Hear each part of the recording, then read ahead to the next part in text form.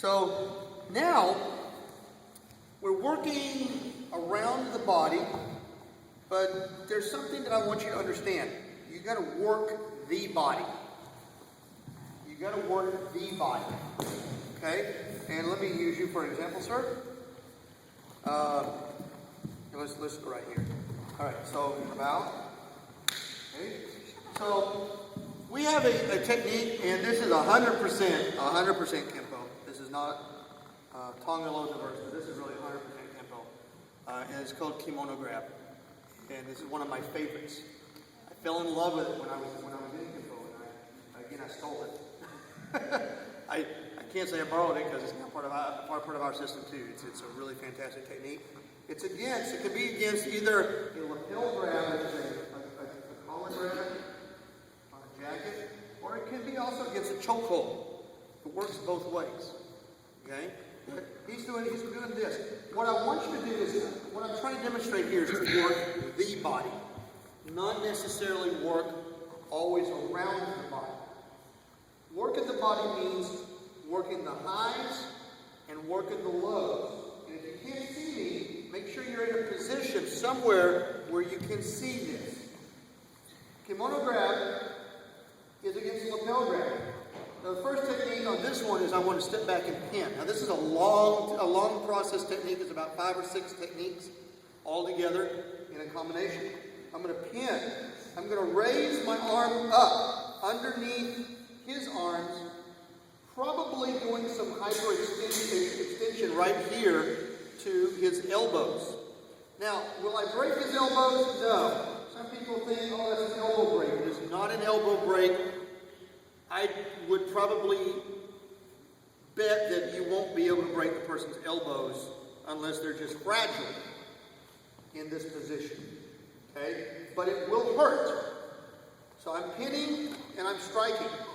Now, I'm not doing this 1 and 2.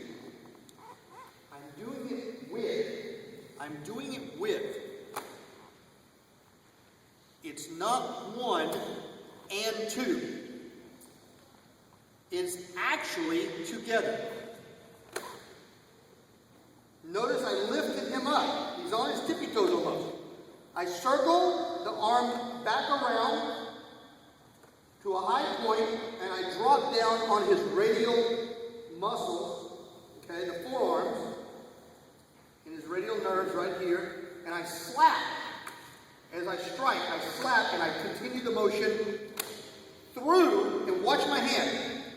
I don't stop there. I come up, and then I do a knife hand to the neck area.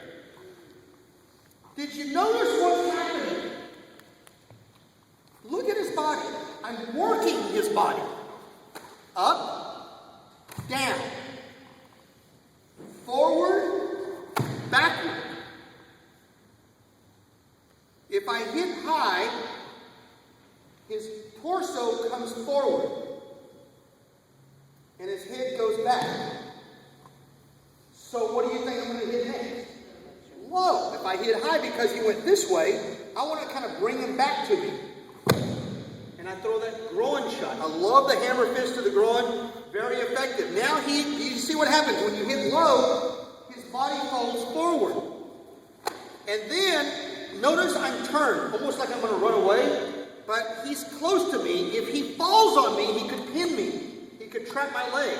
So I pick it up and I throw a back kick and I walk. And I walk out of that technique. So let's count this. So we're doing, this is really, it's going to be 1, 2, 3, 4, 5, and 6. But we're combining the first one together. Does that make sense, guys? Now, I'm not going to expect you guys to know this. I'm not teaching you. What I'm teaching you is working the body frame. Working the body frame. I hit high. This comes out to me saying, hey, don't forget about me. I was just saying, you're right, I shouldn't. Boom. I come low, and he's in his top body once more. Boom. And I go up high. It doesn't have to be kimono grab. That's just one of our techniques that I love to teach. So when you go one more time, it's going to go 1, 2, 3, 4, 5. And if you get it done really fast and you've done this repetitively, I can do this in probably 1.5 seconds. I don't know. I'm not sure. I wish I had somebody had to stop me. We'll figure it out. All right. Well, he's going to grab me. Somebody say go and we'll do it. Go. 1.5 seconds. 1.5. That's my norm. Okay? Now, I was going through the motions and I didn't want to hurt him, but because I did not put that last minute snap and power into it, so I want to make sure he comes back so he can help demonstrate more cool things. But if you do this, if I just added that little extra power, it would probably take a half a second more, and I can complete the technique adequately in about 2 seconds, the entire self-defense technique of kimono grab. But was all of that necessary, guys? Was all of this necessary? From A to whatever letter? Yes or no? How many people think it was necessary? How many people think not? Raise your hand. Okay. I would think maybe not, but what if? But what if he grabs me? Do you think that I could probably stop him from grabbing me by me just doing this? Boom! Do you think that would loosen his grip if I really did that super hard? How many people would think that? Raise your hand. Yeah. So in reality, if I did wham, I could walk away from that. If I was accurate in my technique should be finished. But what if I have Superman coming up here? Different size. Different size, so different muscle structure. So he grabs me with a lapel grab. He probably will be stunned right there, but it's not going to affect him as greatly as I did with someone with a smaller muscle structure. So I need different techniques.